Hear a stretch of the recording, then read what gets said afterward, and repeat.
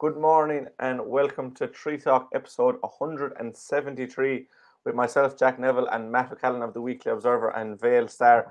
We're going live again today, Matt. We're going to risk it. A few weeks ago, the gremlins in the Wi-Fi got to us, but we have a huge show today. It's a Friday, so we want to go live and get out there as quick as we can. We've football to look ahead to, hurling look back on, ladies football. We've Fitzgibbon, Sigurdsson, Ardscoil Rís, Junior B, schools. We've a multitude to go through, so stay tuned for all that and more. The impression again we get out with what you put into it's like a walk of life. If you're good enough, go out and get it, no more about it. But not so much control in the centre of the field from Kilkenny as Richie Bennett sends it high and over the bar. Your mother sends you down to the shop for a pound's worth of goods and she gives you 50 pence. You can't get the pound's worth of goods, can you? Just about kept in. Oh, well done, Shawnee Buckley. To do that to Tomas O'Shea, he deserves to score from here. One of the highlights of the Sunday game. Limerick went out there from the word court today. No more about it. They made all the running, that was it. Put the ball over the bar and the back of it, and that's it. No ifs, no buts. Is there much time left? We have a couple of injuries. Here comes Kieran Carey. Carey leading the charge of the right brigade. 45 metres out. He's a chance to score. He's put it high. There's no sympathy in this game for anybody. Well, Matt, how's everyone with the Storm at the moment? You were saying off air that it's not too bad at the moment. No, Jack. A big sneeze would nearly have caused more ruffle than what we had here. You'd be inclined to ask what storm.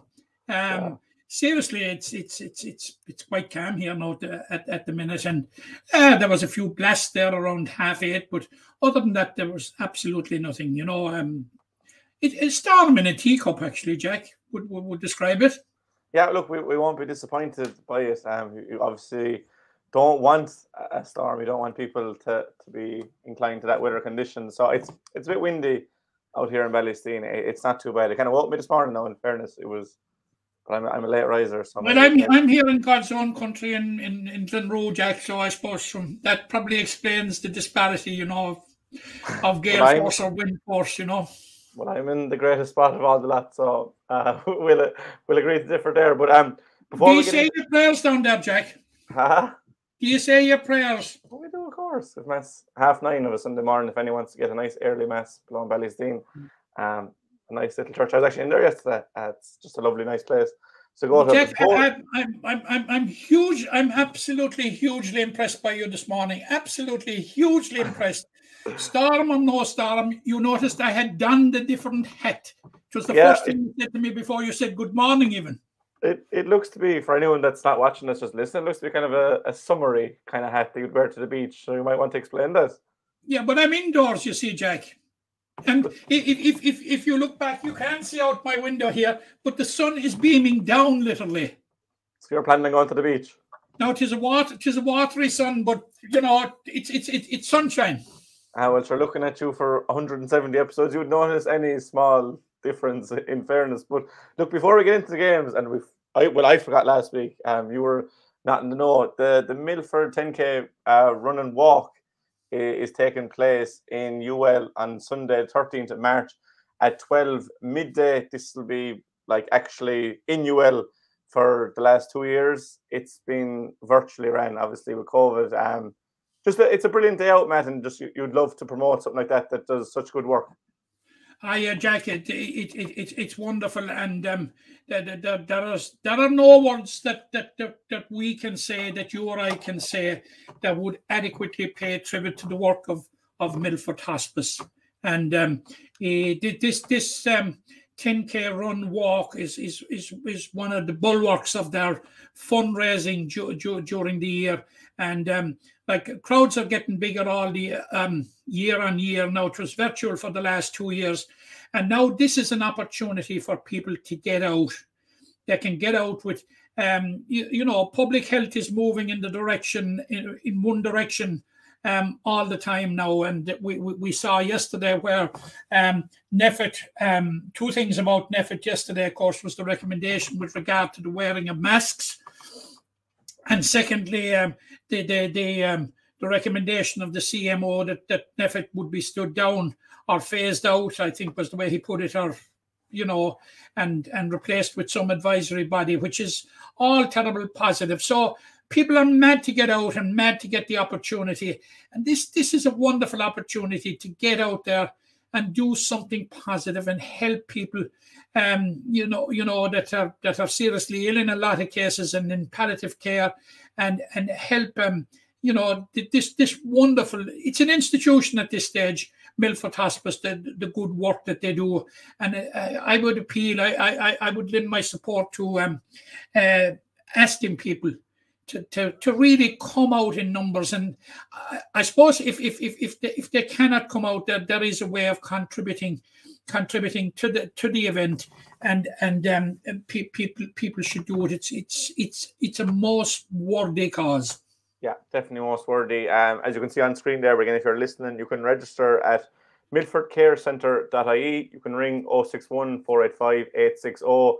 Until the 27th of February, you get the early bird registration, which is only €20. So, like, where would you go with that?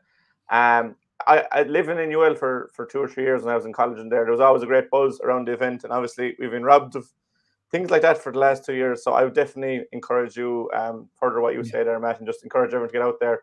Again, the 13th, Sunday the 13th of March, in and around UL from 12 midday. So you can have a lie-in anyway after your Saturday night, and then you can go for a nice runner walk, depending on how you're feeling after Saturday night. So I think it was just important there to promote that, Matt. But to get into the sport, we'll start with the hurling. Now, we've no hurling this weekend. Obviously, Limerick were beaten last Saturday night by Galway in the Gaelic rounds, 117-26. And I suppose in the context of the game, much improved from Wexford. There's no doubt about that. And it just seemed to turn on the red card. Would you agree with that assessment? I would agree with it. I would agree totally. Like, you scored 118 against a stronger team, as against 11 points. You struck, or Limerick struck 7 or 8 wides as against 18 the previous week. So if you take those two metrics alone, it's a huge, vast improvement. And it did turn. It turned on a couple of things, Jack. Like, you must remember, it probably a perfect storm for Limerick. Like, first of all, you had William O'Donoghue going off after less than 5 minutes, a couple of minutes into the game. Yeah, picking up an injury, and we know the fulcrum of the side, that what he provides around the middle. Brian O'Grady didn't reappear after half time, and then we had the sending off of Garrod Hegarty. Yeah, that's a fair summation of there, that the perfect storm. I think the loss of Will O'Donoghue is probably overlooked because of the red card, and I'm definitely guilty of that. But I suppose it just goes to show that first 15 has been so successful for a reason, and that the players have to get to that level. Now, we have seen Brian O'Grady this I suppose January and February that he is getting to that level, and we'll talk about UL in a while. But just on the red card itself, Matt, and I suppose the aftermath, there seems to be this narrative that Limerick are suddenly a dirty team, and Garrod Hegarty is this dirty player that had it coming to him. Like, Limerick play on the edge, and all the best teams play on the edge, but with a hurley, you could be throwing dirty swipes the whole game and get away with it if you're in the right position. I just don't think it's really fair, this criticism of Limerick. No, I do not, and I refute it, and I refute the narrative about Garrod Hegarty. I refute it vehemently. I have to say that I was very annoyed at some of what the narrative was after the game, and it went as far as saying that it might be a good thing for Garrod Hegarty that he should have been sent off on a number of occasions, and like to be sent off on this occasion rather than be sent off in a big championship match. Balderdash, Jack, nonsense. Yeah, nonsense. I think. And if you take the particular incident itself, Jack, look at the particular incident, and I've looked back on it on a number of occasions. The schmozzle was over, but a Galway player came in and reignited it by lunging at Garrod Hegarty. Yeah, Fintan Burke threw him out over the sideline. What was done to him? Now, if you take the fullness of the 40 minutes that Garrod Hegarty was on the field, and I'm not being biased one bit here now. If you take that period, Gearóid Hegarty was far more sinned against during those 40 minutes than he did sinning. Like there's a kind of a narrative out there now. You know, Gearóid Hegarty is a big man. Gearóid Hegarty is the 2020 Hurler of the year. Like, people, there seems to be some kind of a mindset there that he's fair game.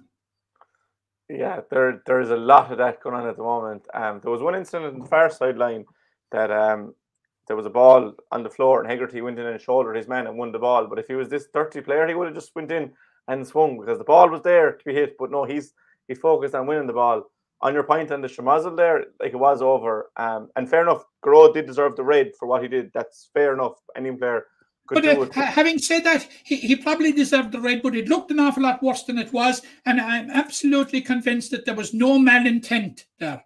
Yeah, and he was, as you said, he was hit twice after it ended. So, like, you are going to stand up for yourself because Limerick have a target on their back. And if they lie down and show weakness, like other teams will pounce on that. I just think there was too much spoke about the red, and I suppose Gearóid in a sense. But look, Limerick have you know, every means fair and foul seem to being used to stop Gearóid Hegarty.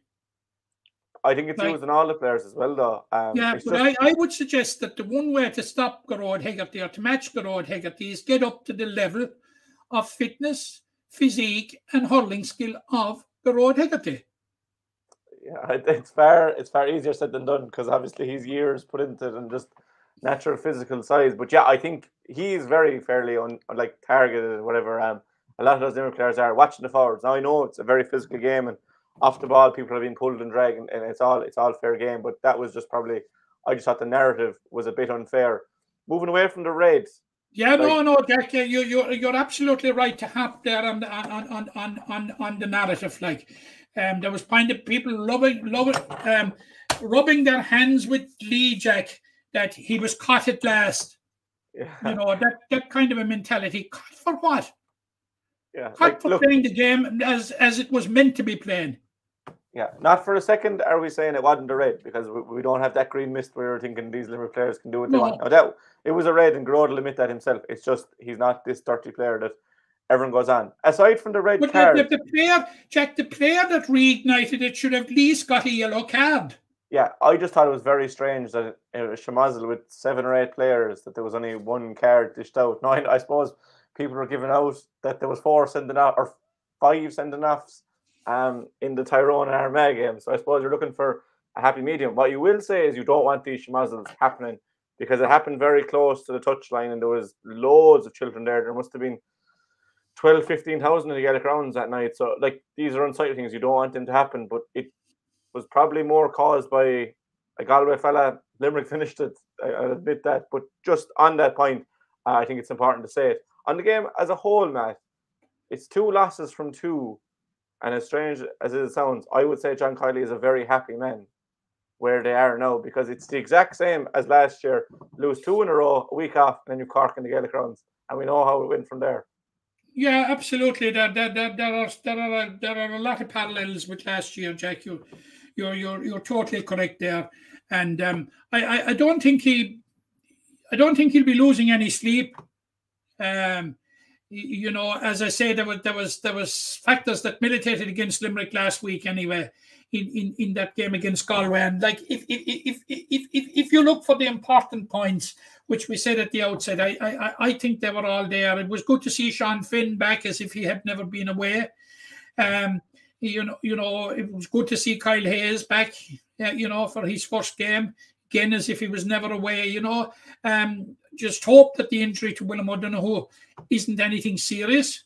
Yeah. Because William O'Donoghue is such a key part of that Limerick team, and no, I think overall, in terms of performance and in terms of progression, that John Kiley will be quite happy, because of course, you know, in the aftermath of the Munster Senior Hurling Cup, the expectation in this county rocketed.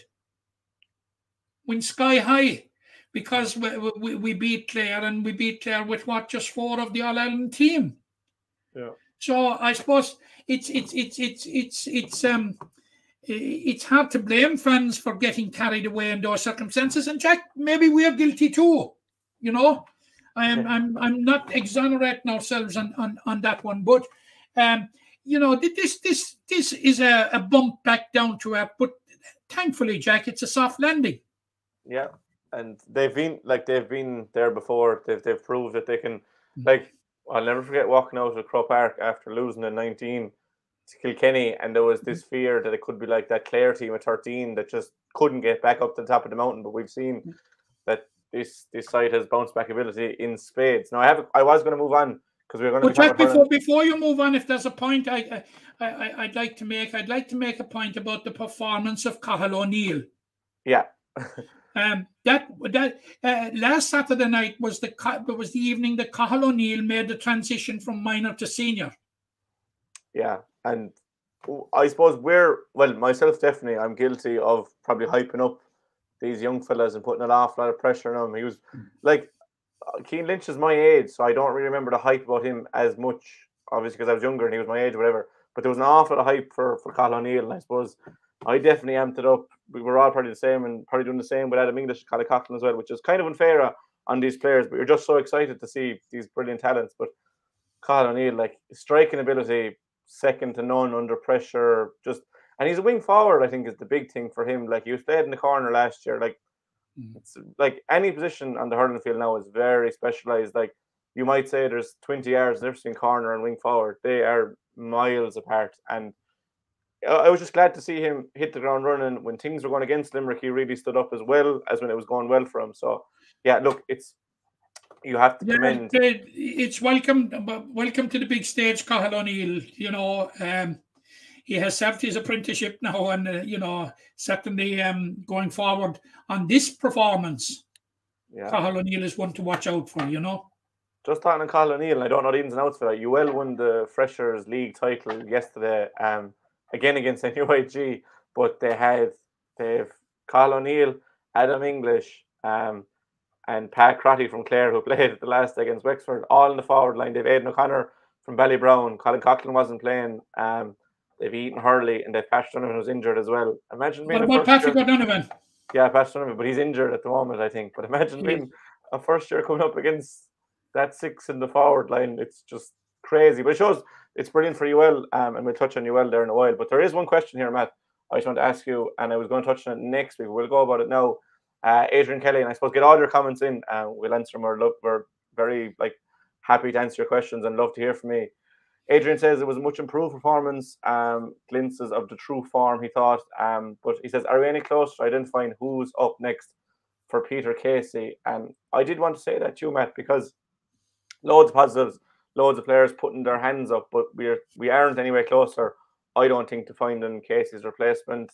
David Reedy is a brilliant hurler, but again, he's not a corner forward as such. Adam English came on. It's probably a bit soon for him. Bit soon, yeah. Pat Ryan just hasn't hit the form hitting the Munster Hurling Cup. Darren O'Connell hasn't got the time to hit that form. Oisin O'Reilly hasn't got much time either. Like, Graham O'Kay. Cathal O'Neill is not an option for the reasons that you said at corner forward. I would go with the tried and trusted, and we haven't seen him in the league yet. We may see him against Cork. He was back on the panel, Graham Mulcahy. Yeah, I think, to answer the question, Adrian, I think it's Graham's jersey to lose at the moment. No, he'll have to prove himself, but look, it's a very specialised position, and I suppose with Limerick losing, the ball isn't coming as freely. If it is coming, it's more under pressure. I suppose if you had the 14 of the All-Ireland men and then yourself in the corner, you'd probably be much easier. But I suppose with Limerick playing not as good, it's harder to get that ball in. But yeah, I would agree with you that Graham Mulcahy looks to be the one. Now, it'd be interesting to see who starts against Cork. Will Pat Ryan get another go and David Reedy, who haven't really hit the heights that they did in January, or will they move on to someone else? Could we see Adam English get a first start? Like, he was lively, very lively when he came on. Just ball wouldn't fall for him. But I honestly think that David Reedy is not a corner forward. No, he's not. And I think I said that at the outset, even though I tipped him to be selected at corner forward. And trust me, I had no inside information. But I felt that he on his performances in the Munster Senior Cup that he was too good to let out. Yeah, and And, sometimes and in the absence of Peter Casey, and in the absence of finding a successor to Peter Casey, and Graham Mulcahy, who hadn't rejoined the panel at that stage, I felt that he was going to get a run out at corner forward. And I'm not so sure. David definitely hasn't done himself justice at corner forward. No. He was in flying form in the half forward line. He's midfield half forward all day. Now, and we'll be talking about colleges later. He was an absolutely outstanding centre half back for Charleville CBS. That took him all the way to the Harty Cup final in 2011 when they were beaten by Ardscoil Rís in the Gaelic grounds. I didn't know that. No. Your knowledge knows no bounds, but yeah, I would agree. Absolutely outstanding. I saw most of the Charleville games that year, because there was a Limerick element involved in it, most notably David Reedy. But he was the key player. So David Reedy hasn't become a bad hurler in the last 2 games. No, he's not, and it's just a specialised position. If you put any of the Limerick wing backs that are all-stars in a cornerback, I don't know, would they survive? It's very, there's always a Barry Nash element into that, but you wouldn't know would they survive. Vice versa, if you put a cornerback out wing, you don't know how it's going to work. Some players do, like Aaron Gillan was a wing forward all the way through, and when John Kiley got his hands on him into the corner, and you couldn't see him playing out the wing. So look, it could click for David Reedy. I trust John Kiley to come and Paul Kinnock to come up with a solution to our corner forward dilemma. Yeah, but talking about boots to fill, Peter Casey's boots are enormous. Yeah, and look, again, we wish the best of luck. I think Barry Murphy would have been in this conversation, if not the answer to this question, if he wasn't injured. But look, the best to Peter and Barry in their recovery. I don't know where absolutely, the very best, 2 great guys, and have so much to contribute. Have contributed so much and so much to contribute. As far as I know, we're hoping to see him in Munster. So look, we won't rule that out, but we're going to need a solution in the meantime, because you can't expect a fella that's torn such a vital ligament in your knee to come back fit and firing. So I suppose this will be a year for someone else. But we can talk about more. Limerick will play Cork next week. So moving on to the football, Matt, and I have a small segment of an interview with Pat to come along in a minute, but we'll just touch on the game. Louth Sunday at 2:00 in the Gaelic grounds. And I suppose there's probably a small bit of pressure on Limerick. Not good pressure that when you're on the top, that you're the team everyone's looking to. But if you can get a 3rd win in a row, Matt, promotion has to be the aim then. It's not about consolidating or being competitive or anything. It has to be getting out of that division. And who would have thought, I suppose, 2 years ago that we'd be in this position? But fair dues to Billy and the team. Absolutely fair dues to Billy, and we mentioned it last week in the context of reflecting on the Antrim game, Jack, about the squad that Billy has built. And I know Pa will be mentioning it in his segment a bit later there now. Starting off at the year, he'd lost 6 of his squad. Including 3 key players down the right centre of the team, like Brian Fanning, Tom Giles, and Danny Neville. If you were asked at the beginning of the year, what 3 players would you least like to lose? I think those players would feature among them, Yeah, and we see with the Hurlers as well, obviously without Keane Lynch is the major one that Limerick aren't flowing as well. So if you take out 3 main players, you take really out 3 main commendable. players. Then he names a team that does so well against Longford. He loses 3 of those. Yeah. He loses Mike Donovan, Bob Giles, and Patrick De Bruyne. And going into the Antrim, just before the Antrim game, he loses Killian Fahy, who was outstanding against Longford. Yeah, it seems to be a case of... It gives you a sense of the depth of the squad that he has built. Yeah, and it's kind of a next man up kind of job that everyone knows their role and they're just willing to do it. Limerick top the table on 4 points. I've been saying this for the last 2 years, that I have noticed in particular and Billy Lee is responsible for this, the sense and great camaraderie that's in that squad. Absolutely.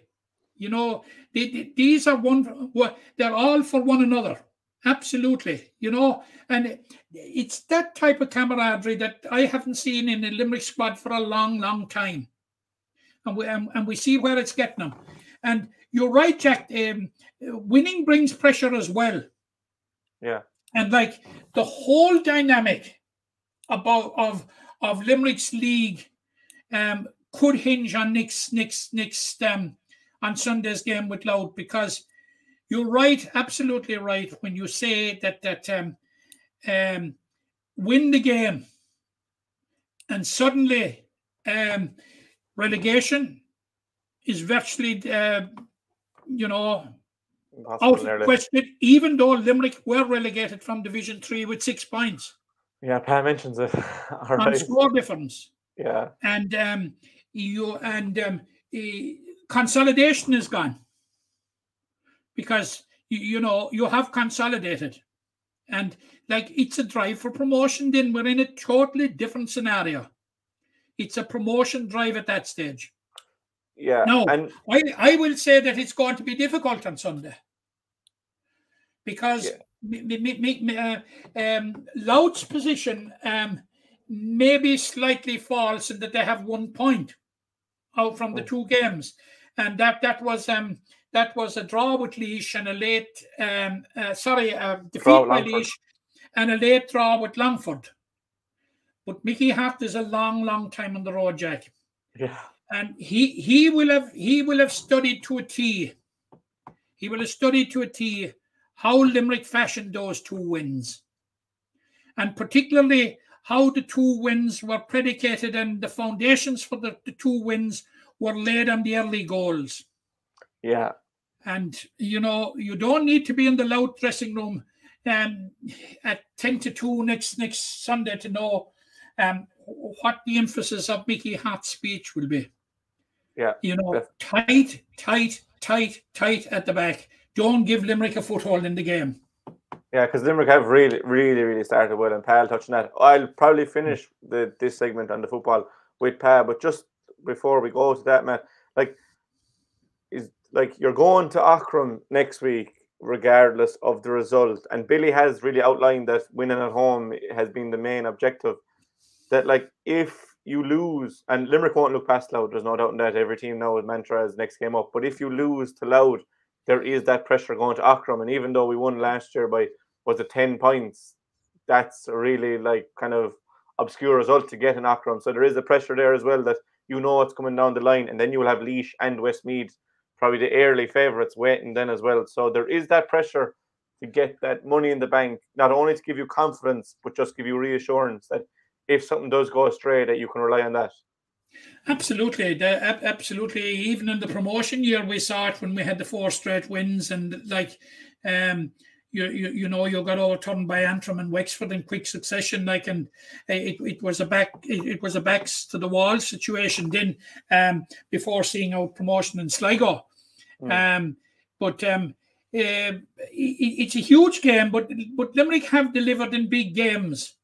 In the last 2 years, they delivered a huge game in Markovich Park in Sligo in 2020 to win promotion, and it may get clouded by the size of the victory, the 10-point victory over Wicklow, as you spoke last week, while ago, the 10-point victory last year. But in the context of the league, it was a huge make or break game for Limerick, because winning Aughrim, is very, very, very difficult.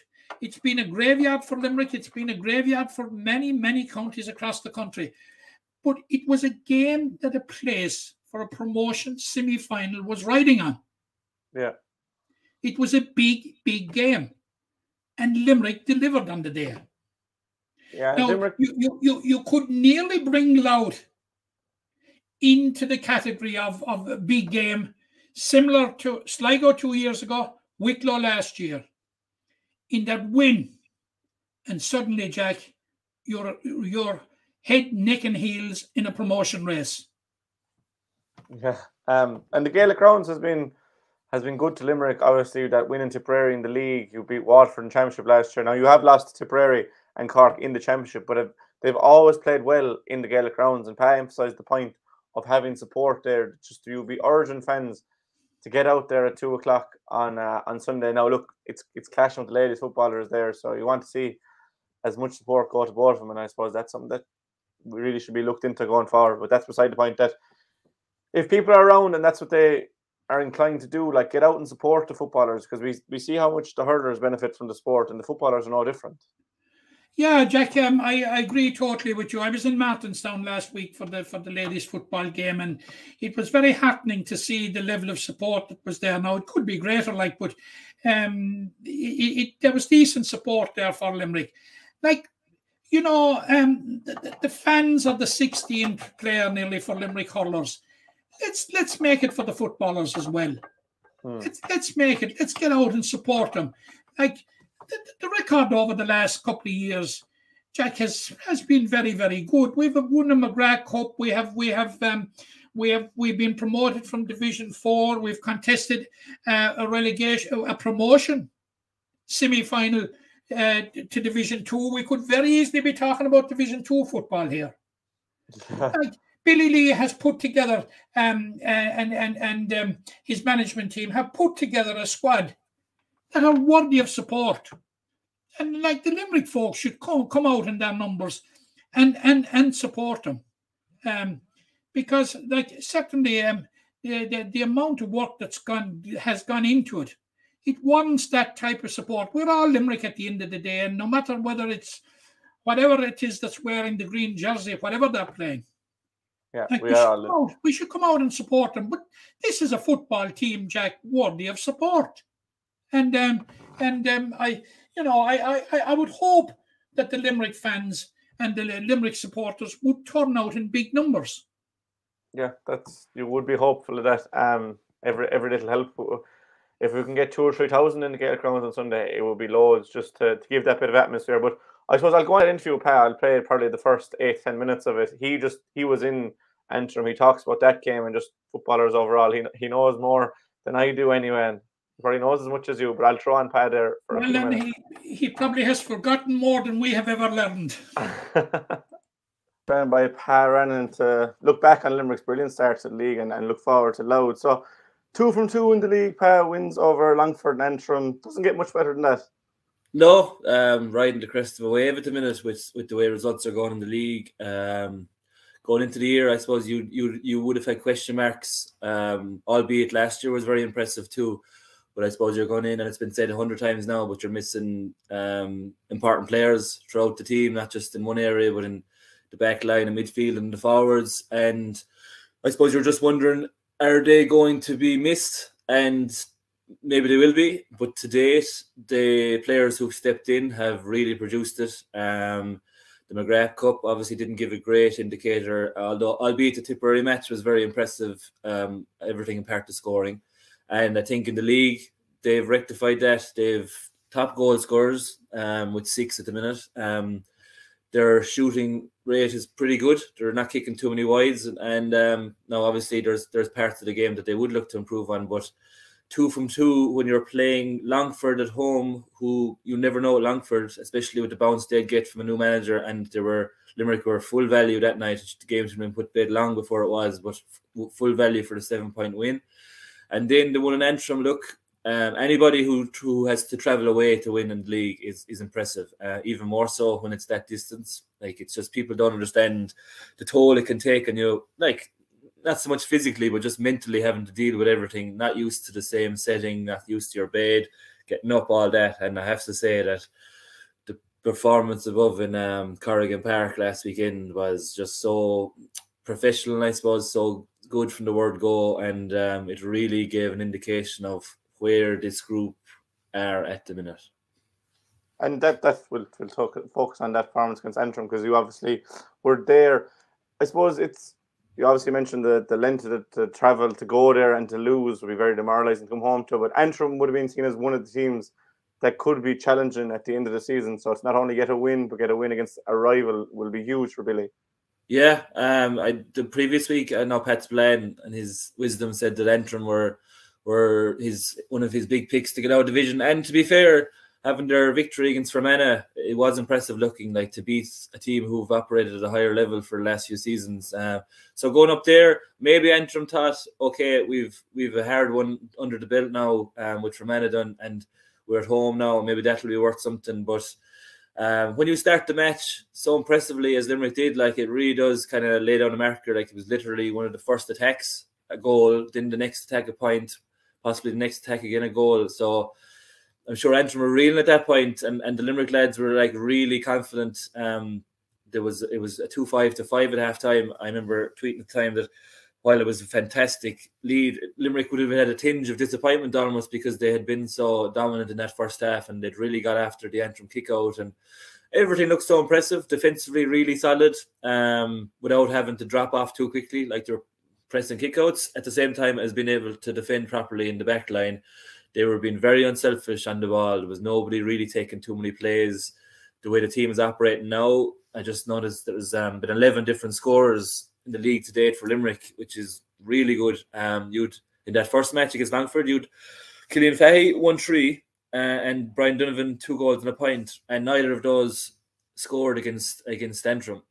Now Cillian obviously was a loss because he had to cry off in the warm-up. And again, when I saw that, I was like, okay, you probably have had plans in place here for Cillian. The team looks at him as a leader. How are you going to react now to this late stage of him being missing? And they didn't miss a beat. Like, it was just like next man up. And that's the way it's been. And look, it never works out as easily as that, where you just go, oh, well, we've lost this many players and they're stepping up. Like, even from the very first game, you'd had 3 injuries: Mike Donovan, Robbie Childs, and Pride de Bruin. You'd had to replace those 3. Then you'd lost Cillian before the start of the Antrim match, so you'd replace him. And then at a vital time in the second half of that game, where it looked like Antrim were coming back into it, you had 2 more injuries to Cian Sheehan and Paul Maher. And you're really looking at saying, okay, well, who is number 23, 24 on the panel, and are they able to step up? And they very much did. Like, which, look, that's really pleasing when you've got that, because what that breeds in the panel is real competition. Like, you know, if you can make the panel, which in itself at the minute is a big thing, then you can play a big part. You're not just relying on 17, 18 players. Yeah, it's very good to see the amount of players, because obviously there's 3 frontline players in Championship last year and 6 more. How impressed have you been with the kind of fringe players? Now, we've seen Cian Sheehan move back to the Fens, Cillian Fahey to midfield, but Peter Nash is probably new into that side and was named on the team of the week, and Brian Donovan the week before, that these players are taking their chance when it's presented. Yeah, and I suppose it goes back to Billy, the point Billy has been harping on for a long time about the maturity of lads. And even lads, okay, you might say a lad at 23 is getting mature, but a lot of these lads are maybe mid-20s, not even pushing the late 20s, but just over their mid-20s. And that really is a time now where you're coming into your peak. Like, and it stood to them. Like, you even look at Brian Donovan, a person who has so much ability. Like, he's physically just made for this game, and he's really, even though he didn't get on the score sheet against Antrim, like, the ground he covers, the tackles he puts in, the attention he draws from the opposition, like, it just creates space for other players. And Peter, obviously, like, he's been probably around a long time. I played with Peter in maybe 2014, and he came into the team maybe in full forward line 2015, and he really lit it up inside the full forward line. And maybe having done a bit of a journey out the field, maybe inside there is where he's most effective. Like, he really was, and it really was a team performance last day. But when you're getting 1-2 from play, it's a great kind of fill up for a team that are kind of scoring a point, 2 points around the pitch anyway. So if one person can contribute that little bit more, it'll make a big difference. And Robbie Childs, he was missing the last day. He's become a real leader in the team. Obviously, you've still got Ian Corbett and Donald, who are so important to the whole setup, but they just strike me as a team who are really comfortable in their own skin at the minute. They know what they're doing. They know what they're about. They're kind of, at this stage, almost coaching themselves a lot on the field. That's not to take away from the excellent job that the management have done previously, Brian Wrigley and Maurice Horn, who's gotten great plaudits from lads this year. Like, but there's a real ownership being taken on the field. There's a lot of talking. If people are doing the right thing, they're being told well done. If they're doing the wrong thing, players are calling them on it. And that just comes with a bit of experience too, that you know at this stage that I can trust this fella, and they've gotten to know each other. And I think it really helps when you can see, if like we've all been there, when a good player goes off the team and you're kind of looking to the bench at times going, oh, I'm not sure about this fella, like, and it kind of affects your own performance as much as the team's. But it just looks at the minute that if someone goes down, then they're looking, the bench player comes on, or when the player been introduced, it's just next man up,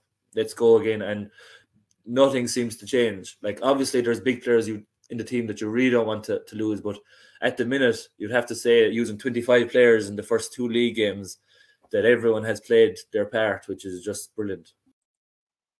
That was Pa there talking about Limerick Experience Start League, and that whole video is on Sport Limerick, Twitter and Facebook and YouTube if you want to look at it in full.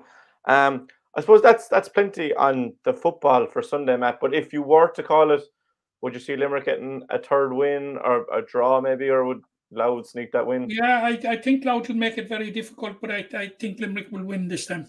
Yeah, I think Limerick at home, the Gaelic Crowns is becoming that home, and we talked about that before, that the footballers they could be in Kilmallock one week and Rathkeale the next, and even if 2020 they were in McNeville for a lot of games. They seem to have the Gaelic Crowns now, and they deserve to have the Gaelic Crowns, and it allows for more of a crowd. So I think they'll continue their winning run in the Gaelic Crowns and push on then to Aughrim next week. Moving into the football variety, the ladies football, a very good start to the league for Graham Shine's team, 2 9 to 9-point winners over London in Martinstown last Sunday. And I suppose the big thing as well was that London really brought it to Limerick. They had a couple of All-Ireland winners that always help. So on paper you're thinking, oh, Limerick beat London in football, that's standard enough. But like, you were there, Matt, like, it was a lot tougher than maybe people would have expected. Absolutely, a lot tougher, Jack. It was a tough game.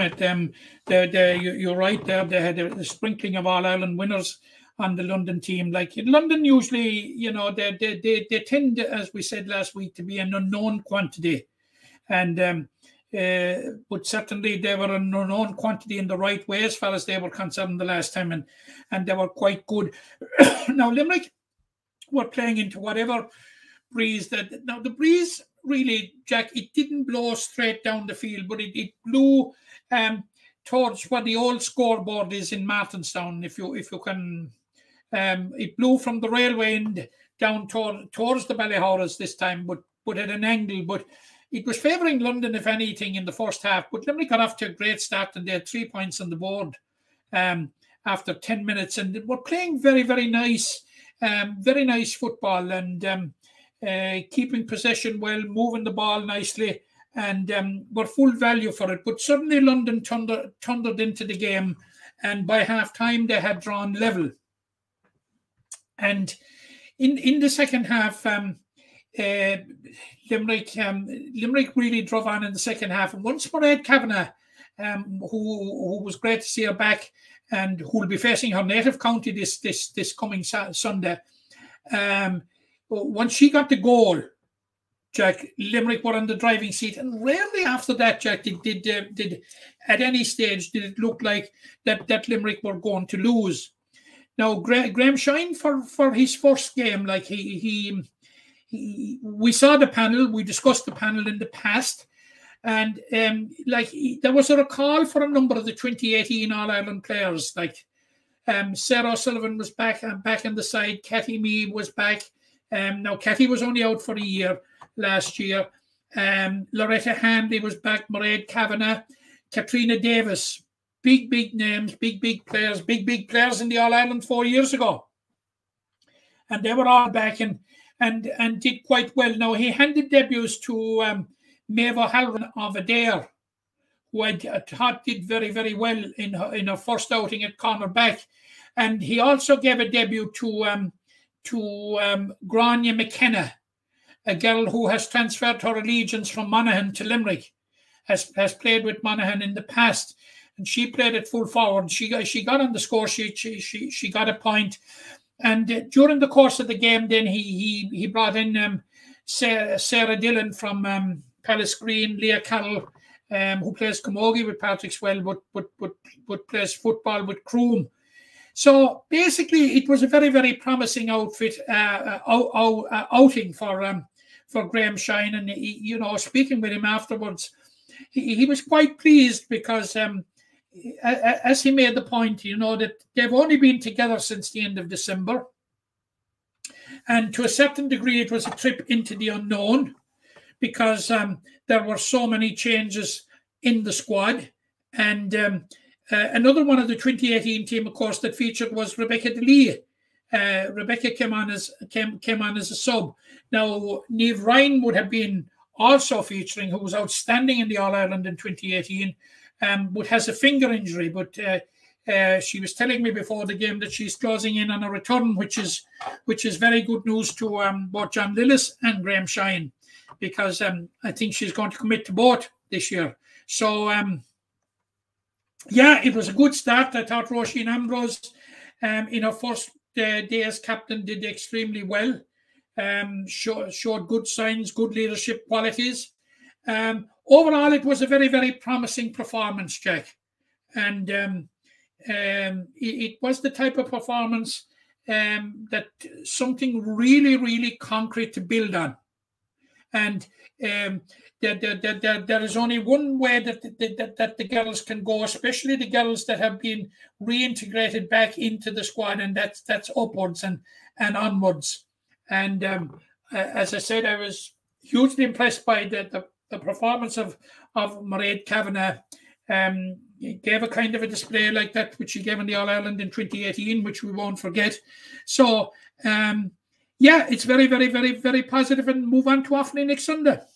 Yep, Offaly on Sunday, 2 o'clock in Martinstown. As we said, it's clashing with the men's footballers, which is disappointment. Graham has named the same team as last week, so sticking to the tried and trusted. Another game for those players that are coming back. As you said, last year Offaly won by a point when they met in I think it was a point, or maybe was it 2-12 to 3 4 points actually, Jack. Oh, it's 4 points. Sorry, but Limerick 0-1 this Sunday, Matt. So the best wishes to the Limerick lady footballers. And it'll be interesting. As I spoke about, Mairead Kavanagh will be playing against their own county. So, she mean the green of Limerick, not the green, white, and gold. Let's hope she gives them a dose of seeing what they're missing. Yeah, because Offaly beat Carlow 3-15-7 last weekend, so they're obviously a formidable outfit, and Limerick will round out the campaign against Carlow. But with those players back, and just seemed a good win to start off against London. The goal has to be promotion of Division 4, because even though we had that year in intermediate in the championship, we have been in Division 4 for too long, and the division, as we know now, is very, very important. So another win would bode very well for the side on Sunday. Move on from the latest footballers, and it's going to take your pick with these miscellaneous stuff. While we're on football, we'll stay with the Sigerson, and obviously we won't dwell on it, but it was disappointing for UL on Wednesday night. Contrasting 24 hours for the college, but in awful conditions it looked like on Carlow watching from home. 12 points to 1-6. Limerick never really got going. Obviously Starman Dave Clifford was held from play. Donald O'Sullivan, who has been shooting out the lights, only got a point. Did Emmett McMahon even score? He was brilliant all year. But I suppose fair dues to NUIG, because they were missing their superstar, and Tommy Conroy picked up a knee injury against LYT in the second round. But just the organisation, just the impact from the bench, you name it, a template for a football team, and you could put anyone into it, and they just shone, and very deserving winners, Matt, to be fair. Yeah, they were deserving winners. We were hoping that we'd have a Limerick captain lifting the Sigerson Cup, a Limerick manager and a Limerick coaching team organising the winning team, but it wasn't to be. It was so near, but yet so far. But I think Maurice Sheridan and his management team in NUIG, they set out their stall very, very well. As I said to you off air, Jack, if I were asked to pick a man of the match in UIG, it would be a damn hard job. But those that were tasked with that job were probably rescued by the barnstorming performance of a substitute, Cathal Hennigan from Roscommon, who came on and got 3 points in the first 5 minutes after half-time, which effectively laid the foundations for NUIG's victory. But the narrative, I suppose, is about David Clifford. He had scored 5 goals and 20 points in the 4 games leading up to the final, which was a phenomenal return, and the fact that he didn't score from play. Now, he got a goal from a penalty and he got a point from a free, but credit must go, I think, to the entire NUIG, the way they set out and the work rate and the intensity they brought to ensure that the supply wasn't going into the danger area. And when it did go in, you have to give credit to the NUIG defence, which was so solid. Now, I know the conditions were very, very difficult and militated against good football, and especially open, expansive football. But you know, you got a sense during the course of the game that we're just waiting for it to happen for UL. But unfortunately, it didn't happen, and you're sort of saying, like, when our NUIG going to implode with their strategy, but it just didn't happen. And I agree with you. I would have to say, as much as I'm disappointed for UL, that NUIG deserved their win on the day. Yeah, they deserved it. And look, there's no disputing that. UL will have a chance to rectify that on Saturday. The colleges meet in the Fitzgibbon Cup final, which is a great indication to the 2 colleges to be there. We'll obviously have Limerick interest in both camps, but last night that semi-final match, 127 to 223, after extra time, Carlow are 2 points up. With time up, UL get a free from the 45, and Mikey Kiley, like Paul Flynn for Waterford against Cork, the top spin into the corner. Just, if you haven't seen it, leave this, go have a look at it there and come back to us, because it's just an outrageous piece of skill, man. Yeah, absolutely. And I actually think that John Keenan, the referee, told Mikey Kiley that it was the last play, and that, you know, it was goal or bust, you know. And well, he went for it. There's no doubt he went for the goal, like. No doubt whatsoever about it. There was no fluke about it. But Jack, you know, they face into a Fitzgibbon Cup final this tomorrow, and I think there's something dramatically wrong. That almost just over 36 hours after you won a marathon semi-final that went right down to the wire after extra time, that you have to go again. Now, they did suffer an injury to Mark Rogers, who is a very key player. Yeah, excellent player. And like NUIG have been, they have an extra day, but whether it's an extra day or when you're talking about a day and a half and 2.5 days, you know, it's I think there's something terrible wrong, that it has to be so condensed at this stage, because like if you were talking about a week out, Jack, where one team had 7 days and the other had 6, you know, the difference would be minuscule enough. But when it is a day and a half and 2.5 days, the difference is enormous. Especially now, both were involved in extra time, so that cancels itself out. But like the recovery time for UL, they recover today, you know, and go again tomorrow. Like I think it's disappointing. It's a disappointing finish to the competition. I think it should be managed better. I honestly think. Yeah, see, they had the Fitzgibbon Cup weekend and Searson weekend where they were playing the semi-finals and finals in the same venue, and I suppose they got rid of those because of player welfare. But this just defeats the purpose of that. And we've seen a lot of injuries in the Fitzgibbon and Searson to key players. Like I even said about Mark Rogers last week that he'll be a huge player for Clare this year. He scored 12 points at the weekend for the Banner and has to play again on Thursday. And if he didn't get injured there, he has to play again on Saturday. Brian O'Grady was the same with Limerick. All these lads are playing inter-county. They shouldn't be forced. Not forced. I suppose they love playing games. They shouldn't have to be put in a situation to do that. But I suppose that's for next year.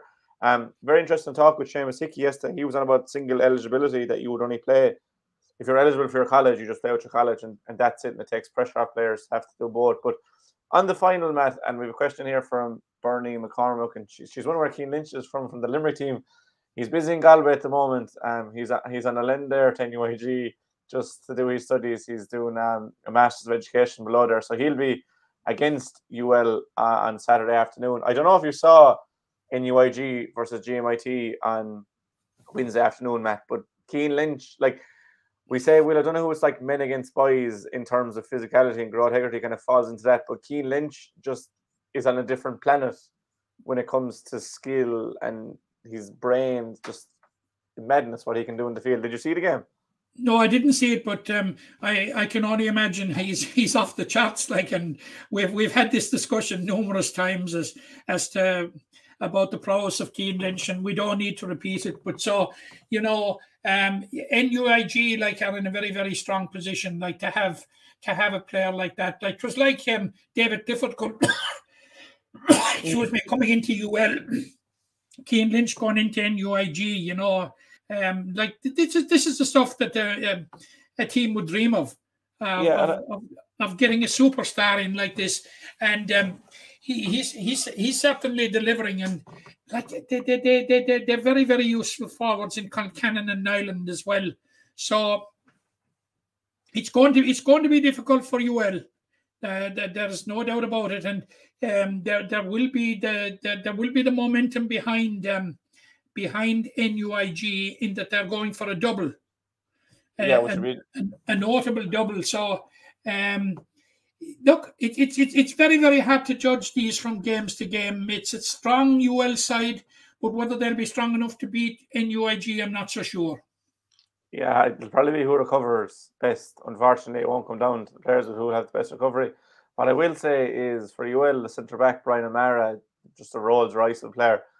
I'd love to see him against Keen Lynch now, because I don't think Brian O'Mara is part of the Tipperary panel, and I just don't know if they can afford to have a fella like that off the team. But there's a load, like, to be fair to NUIG, they had 14 Galway players on Wednesday, and then obviously Keen Lynch, which helps.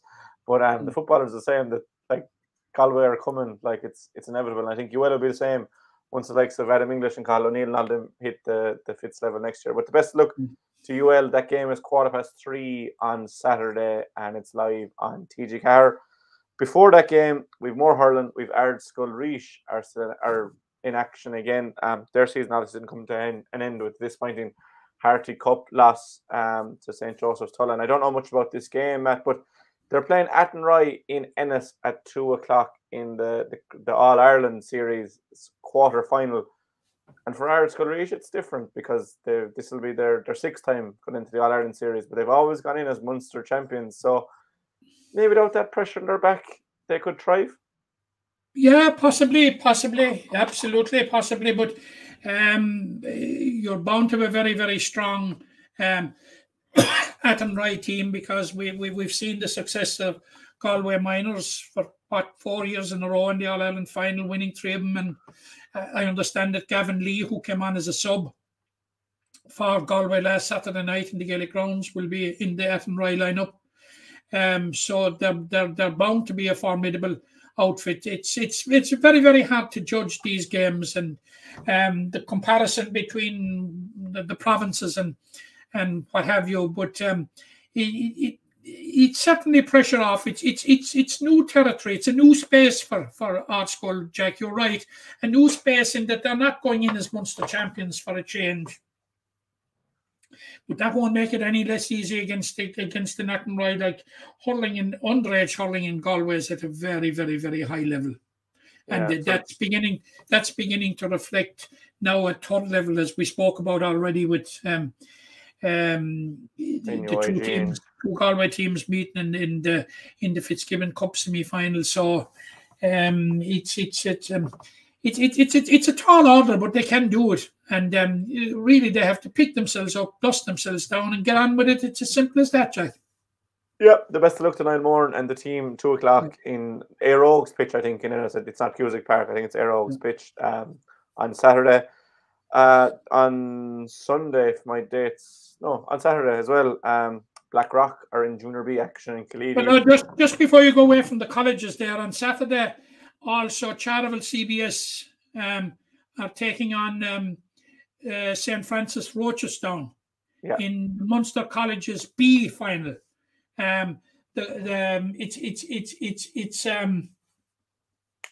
It's for the Curran. Now my Irish is a bit bog Irish, Jack, but I'll stumble over it. For Curran Thomas Vic Colleen. And when that's translated into English, it is the Tom Collum Cup. And of course, as we all know, as most of us know, that Tom Collum was a very, very, very proud West Limerick man from Fiona, who was based up in Templemore and who did tremendous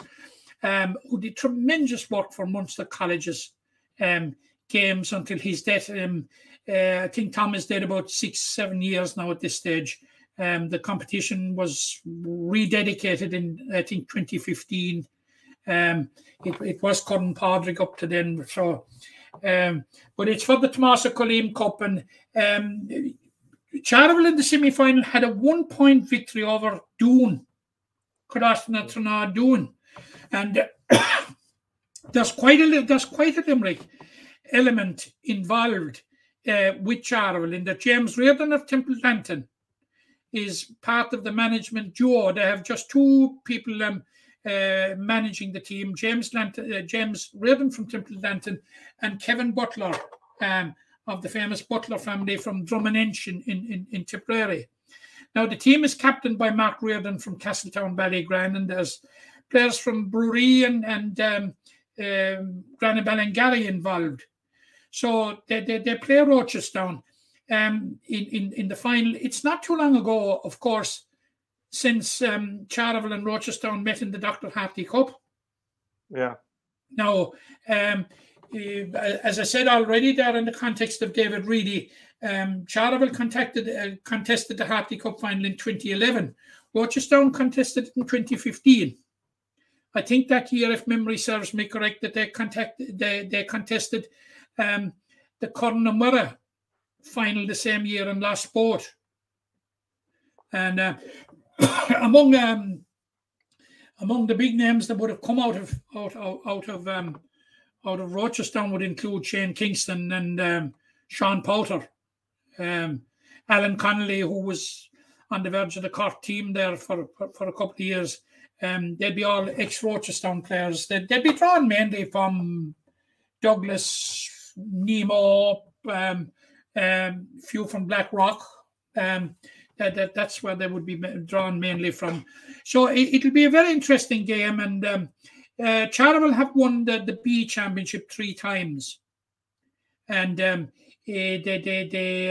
last time was in 2003. So you know they will be up for it, and they're the well primed side now, and because many people fancied you must remember that Doon only lost last year's final, was it by a point, or lost it narrowly to Cashel CBS anyway, and the Doon were among many people's favourites for outright success in it, but on a dreadful day in Kilmallock, Charleville just got over the line 3-8 to 113. So you know they're a formidable outfit, and let's hope that Curran, Tomas, Vic, Colleen medals will be coming back to Limerick on Saturday evening. But medals that did come back to Limerick last weekend were in the Senior B Football Championship, Munster Colleges, when John Kiley's Abbey CBS beat Rosscarbery, St. Michael's from Rosscarbery in the final in Mallow, and one of John's backroom team in the Abbey or with the Limerick team, Kieran Hickey, teacher in the Abbey, who plays his hurling with Garrisblain and football with Galway, was one of the men behind the team, along with All-Star Tipperary's Conor McSweeney. But there were 2 lads from Ula, Downey and O'Grady playing, and Patrick Kennedy, who played minor football last year with Limerick from Galway.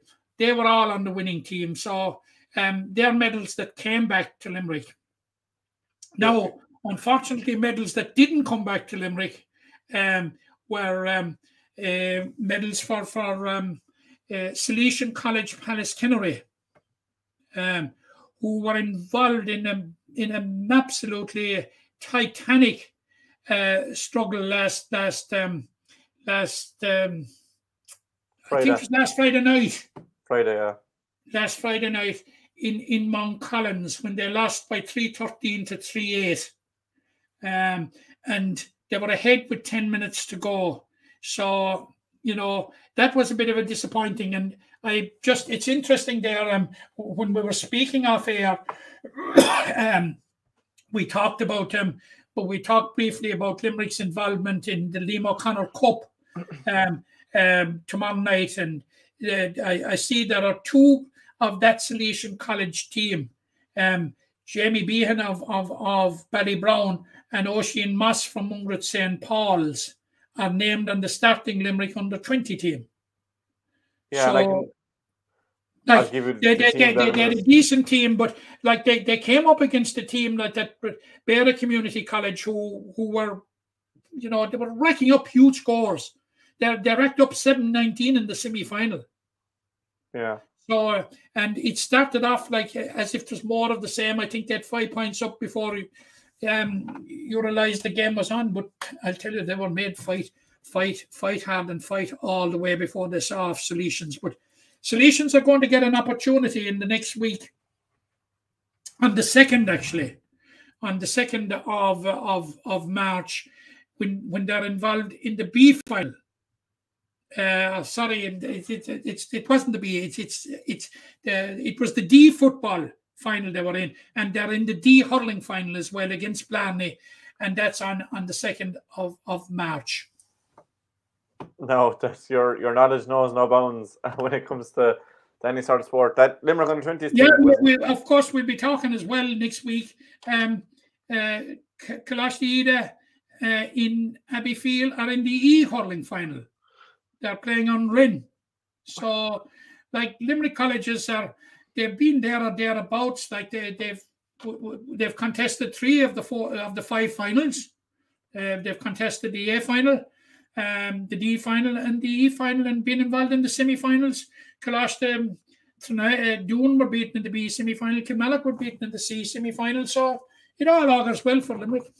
It does, definitely. Just on that under-20s team you mentioned there, and I'll just name out the team. They're playing Clare tomorrow night in Newell at 7:30, the first round, the Liam O'Connor, which is essentially their league. They have Wicklow and Offaly, or was it Wicklow and Meath? I think it's Wicklow and Offaly to come. No, it's Wicklow away and Offaly at home.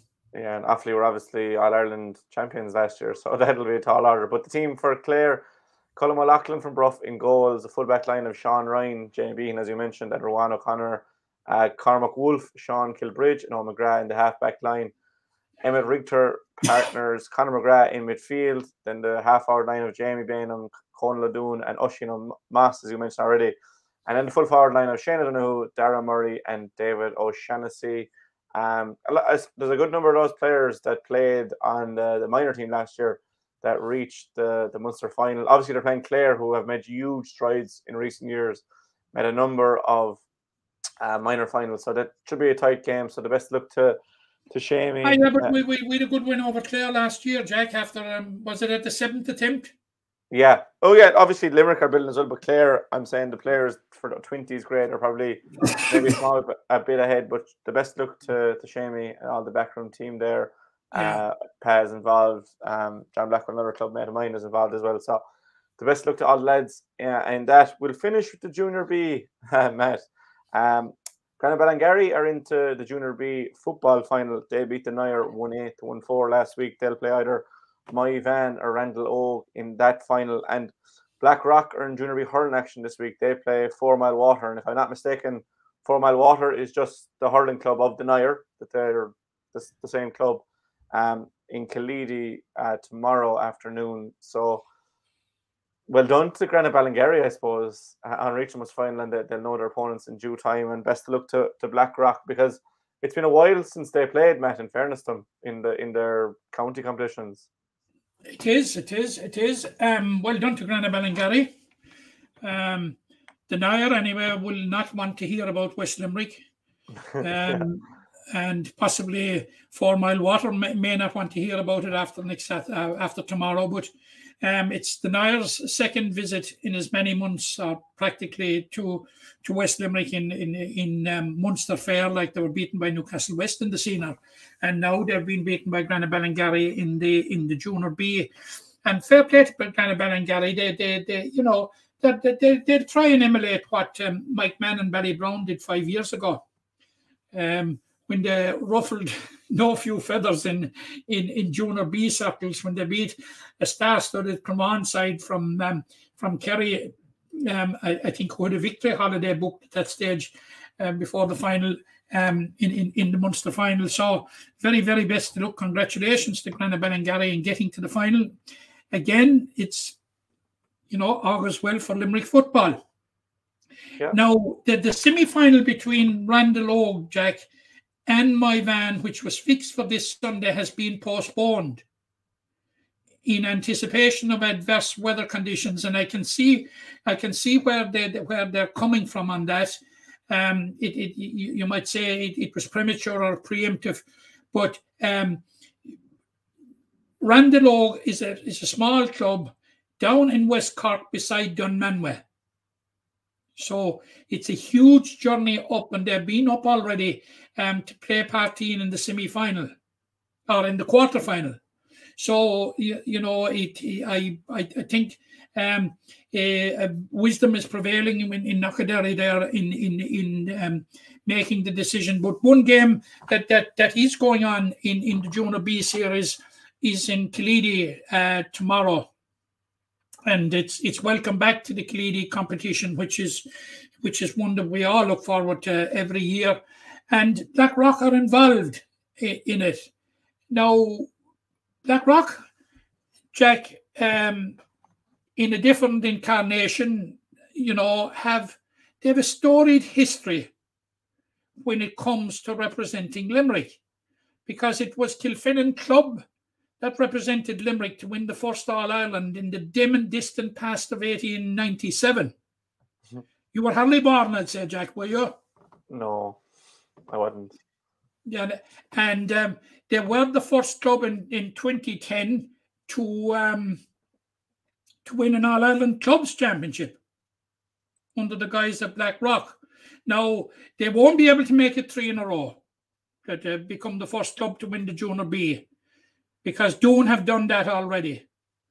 And Cappamore came tantalisingly close 3 years ago to do it. They were beaten by Islegate and Brian in the final in Killeedy. But it's a strong Blackrock team. Now, all the vibes coming out of Waterford are that it's a very strong 4 Mile Water team, and that Blackrock will be up against it. But Blackrock have a good sprinkling of players, Jack, that were involved in that All-Ireland in 12 years ago in Croke Park. And they have their go-to man, Gavin O'Loughlin, who has won, is it 3 or 4 county senior hurling medals, really? Cork county senior hurling medals with Sarsfields in Cork. I've seen Blackrock a number of times last year. I thought they're a formidable outfit. I saw Cappamore. I thought they were very, very good. Blackrock beat them in the semi-final. And they beat Bruff subsequently, who I also saw and I thought were good. And now Bruff had beaten Blackrock in the South final. So, Blackrock certainly didn't get everything their own way in the Limerick Championship. They won a decent Limerick Junior B Championship, and they're in a good space going into it. I think I put it to you this way, Jack, and you're not going to ask me who's going to win, because I'm not going to tell you, because okay. I don't know. But from what I've seen, 4 Mile Water will be very good if they beat Blackrock. Okay. I'll take that as a hint as to where you're going for. But look, we'll leave it at that. I won't ask you for it straight out. Very busy weekend again. 2 games clashing on Sunday. The main attractions, both football teams in action. The men are in action at 2 o'clock in the Gaelic grounds against Louth. The women are in Martinstown against Offaly. You've Ardscoil Rís at 2 o'clock and Ennis on Saturday. You have Blackrock and Cleedy against Formal Water, the game we're just talking about. You've UL in the Fitzgibbon Cup final at 3:15. That's on in IT Carlow on Saturday. So plenty of games, or Charleville as well in the Munster B. So plenty of games to get stuck into if we can go to them. And I suppose we started with a word on Milford Hospice and their 10k walking run. So don't forget to sign up to that, milfordcarecentre.ie, or that phone number. It's just at the start of the podcast if you want to reverse back. It'll be on our socials as well. So 1 hour and 15 on the clock, Matt. We'll call it. Isn't it marvellous to have such a diverse weekend back and to be involved and to have Limerick involvement in so many fronts? It's great to be alive. Great time to be alive is right. We'll leave it at that. So, Matt, again, thank you for your wonderful contribution. As I said, your knowledge knows no bounds. So we'll be in touch soon. And thank you to everyone for listening and getting comments in. Again, we'll talk soon. So thank you. Thank you, Jack. The impression again we get out with what you put into. It's like a walk of life. If you're good enough, go out and get it, no more about it. Not so much control in the centre of the field from Kilkenny as Richie Bennett sends it high and over the bar. Your mother sends you down to the shop for a pound's worth of goods and she gives you 50 pence. You can't get the pound's worth of goods, can you? Just about kept in. Oh, well done, Johnny Buckley.